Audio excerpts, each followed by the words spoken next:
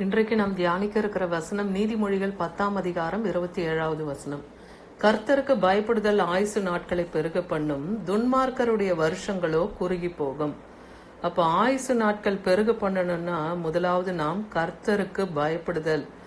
அந்த கர்த்தருக்கு பயப்படுதல் தான் ஞானத்தின் ஆரம்பம்னே இருக்கு. அந்த ஞானம் நமக்கு வேணும். கர்த்தருக்கு பயப்படுகிற பயம் நமக்கு இருக்கும்போது தேவன் நம் ஆயுசு நாட்களை பெருக பண்ணுவார். ஏன்னா தேவ பயம் நமக்குள்ள இருக்கும்போது தீமைகளை விட்டு நம்ம விலகுவோம், நன்மை செய்ய நாடுவோம் இல்லையா? அப்போ கர்த்தர் நம்முடைய ஆயுசு நாட்களை பெருக பண்ணுவார். ஆனா துன்மார்க்கர்களுடைய வருஷமோ குறுகி போகும்னு சொல்றாரு.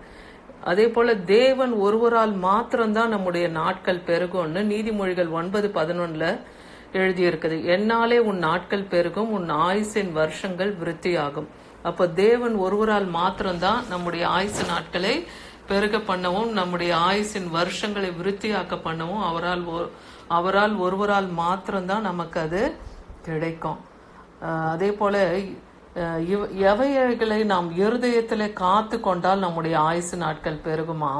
நீதிமொழிகள் 3ஆம் அதிகாரம் 2வது வசனத்துல பாருங்க, கிருபையும் சத்தியமும் உன்னை விட்டு விலகாது இருப்பதாக நீ அவைகளை உன் கழுத்திலே பூண்டு அவைகளை உன் இருதயமாகிய பலகையிலே எழுதிக்கொள்.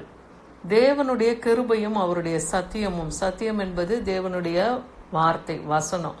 அப்போ அவருடைய கிருபையும் நமக்கு வேணும், அவருடைய சத்திய வசனங்களையும் நாம இருதய பலகையில எழுதி கொள்ளணும்னு சொல்றார். அந்த அவருடைய வார்த்தையும் அவருடைய கிருபையும் நம்ம காத்து நடக்கிறவர்களா இருக்கும்போது அப்ப நமக்கு ஆயுசு நாட்கள் பெருகும். யோபு 15ஆம் அதிகாரம் 32-33 வசனத்துல பாருங்க, ஆனா துன்மார்க்கருடைய நிலைமை எப்படி இருக்குன்னு இங்க சொல்லப்பட்டிருக்கு. அது அவன் நாள் வரும் முன்னே அவனுக்கு பூரணமாய் பலிக்கும், அவனுடைய கொப்பு பச்சை கொள்ளுவதில்லை. பிஞ்சுகள் உதிர்ந்து போகிற திராட்சை செடியை போலவும் பூக்கள் உதிர்ந்து போம். பரிதானம் வாங்குகிறவனின் கூடாரங்களே அக்கினி பட்சிக்கும். அப்போ துன்மார்க்கர்களுடைய நாட்கள் எப்படியா? அவங்களுடைய ஆயுசு நாட்கள் ஏன்னா ஒவ்வொரு மனுஷனுக்கும் ஆயுசு நாள் 70 வருஷம், பலத்தின் மிகுதினால 80 வருஷம்னே வேதத்துல எழுதியிருக்கு.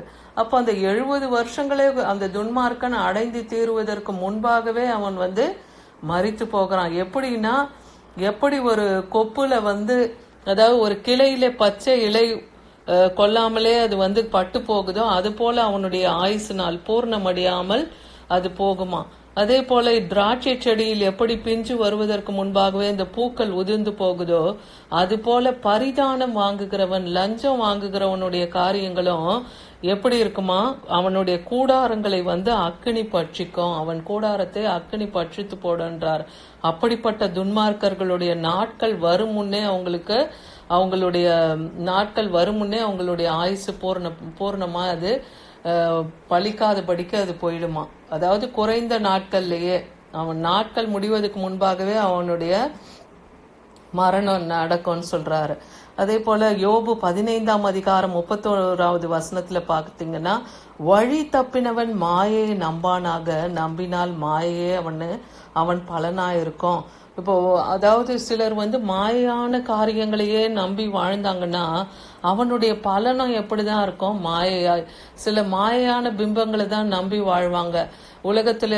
அதாவது இப்போ திரை நட்சத்திரங்கள் ஆகட்டும், பிரபலங்கள் ஆகட்டும், அவங்களுடைய வாழ்க்கையை போல வாழணும், அவங்க எல்லாம் ஒரு மாயான வாழ்க்கையை வாழ்ந்து கொண்டிருக்காங்க. அத போல வாழணும் நினைக்கிறவனுடைய முடிவும் எப்படிதான் இருக்கும்? அதுவும் மாயான பலன் தான் அவனுக்கு கிடைக்குமா? அதே போல நீ மிஞ்சின நீதிமானாயும் இராத, அப்படி நீ இருந்தினா கூட உன் ஆயுசு நாட்கள் பூர்ணப்படாது. என்ன பிரசங்கி 7:17 சொல்றாரு, மிஞ்சின நீதிமானா இராதே, உன்னை நீ ஞானியும் ஆக்காதே, உன்னை நீ ஏன் கெடுத்து கொள்ள வேண்டும் சொல்றாரு. அப்ப மிஞ்சின நீதிமான் என்ன பண்ணுவான்? துன்மார்க்கனுடைய வழியில போய் அவனே விழுந்து போவான்.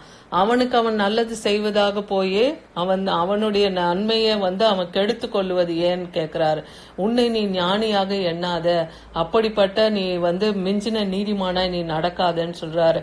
நீதிமொழிகள் 3:16 பாருங்க, அதின் வலது கையில் தீர்க்காயுசும் அதன் இடது கையிலே செல்வமும் கனமும் இருக்கும். எதின் கையிலே தேவனுடைய ஞானத்தை கண்டடிக்கிற மனுஷன் பாக்கியவான்னு வசனம் சொல்லுது. அப்போ தேவ ஞானம் நமக்குள் விளங்குவானால் நம்ம வலது கையிலே தீர்க்காயுசியம், கர்த்தர் நம்முடைய இடது கையிலே செல்வத்தையும் கனத்தையும் கொடுத்து ஆசிர்வதிப்பேன்னு சொல்றாரு. சங்கீதம் 55:23 பாருங்க, தேவனே நீர் அவர்களை துன்மார்க்கன் அழிவின் குழியில் இறங்க பண்ணுவீர், இரத்த பிரியரும் சூதுள்ள மனுஷனும் தங்கள் ஆயுசு நாட்களில் பாதி வரைக்கும் கூட பிழைத்திருக்க மாட்டார்கள் அப்படின்னு இங்க தாவீது சொல்றத பார்க்கிறோம். அப்ப துன்மார்க்கனுடைய அழிவு குழியில இறங்குகிறதுக்கு சமம். அதாவது மரித்தவனை எப்படி படுகுழியில அவனை இறங்க பண்ணுகிறது போல இரத்த பிரியரும், அதான் கொலை செய்ய அலைகிறவன், இரத்த பிரியன், சூதுள்ள மனுஷன், அவர்களுடைய நாட்கள் எப்படி இருக்கும்? ஆயுசு நாட்களில் பாதி வரையில கூட அவங்க பிழைத்திருக்க மாட்டாங்க. ஏன்னா துன்மார்க்கமான வழியில நடக்கும் போது, ஏன்னா கத்தி எடுத்தவன் கத்தியில தான் அவனுக்கு மரணம்ட்டே இருக்கு இல்லையா, பழமொழியா சொல்லப்படும். அது போல அவன் துன்மார்க்கத்துலதான் அவன் பிடிபட்டு அவன் மறிப்பான். அதனால அவன் ஆயுசு நாட்கள் பாதி வரைக்கும் கூட அவன் வாழ மாட்டான் இங்க சொல்லப்படுறத பாக்குறோம். இன்றைக்கு நாம கர்த்தருடைய வார்த்தைக்கு நாம் செவி கொடுத்து நடக்கும் பொழுது, அவருக்கு கர்த்தருக்கு நாம பயப்படும் போது, பயப்படுகிற ஞானத்தை கூட கர்த்தர் நான் உனக்கு போதிப்பேன்னு சங்கீதம் 34:11-12-13 வசனங்களை எடுத்து வாசிச்சு பாருங்க. எனக்கு செவி கொடுங்கள், கர்த்தருக்கு பயப்படுதலை உங்களுக்கு போதிப்பேன்னு சொல்றாரு. அப்போ தேவனுடைய வார்த்தைக்கு நாம் செவி கொடுக்கும் போது தேவனுக்கு பயப்படுகிற பயத்தை நமக்கு போதித்து வழிநடத்துவார். நன்மையை காணும்படி ஜீவனை விரும்பி நீடித்த நாட்களை அபேட்சிக்கிற மனுஷன் யாருன்னு இங்க வேத வசனம் சொல்லுது. அப்ப நன்மையை காணணும்னா என்ன? நித்திய ஜீவனை காண விரும்புகிறவன் இன்னைக்கு எத்தனை பேர் இருக்காங்க? இல்லையா? இப்போ நீடித்த நாட்களை அபேட்சிக்கிறவன்னா அதை விரும்புகிற மனுஷன் ஒருவனுமே இல்ல.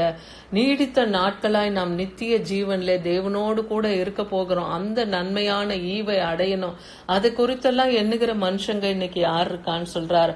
அப்படி நீ நீடித்த நாட்களை, ஆயுசு நாட்களை பெறணும்னா உன் நாவை பொல்லாப்புக்கும் உன் உதடை கபட்டு வசனிப்புக்கும் விலக்கி காத்துக்கொள். உன் நாவை பொல்லாப்பான காரியங்களுக்கு உன் நாவை விலக்கி காத்துக்கோ அப்படின்னு சொல்றாரு. அப்படி நீ காத்து நடக்கும் போது உனக்கு நீண்ட ஆயுசை தருவேன்னு சொல்றாரு.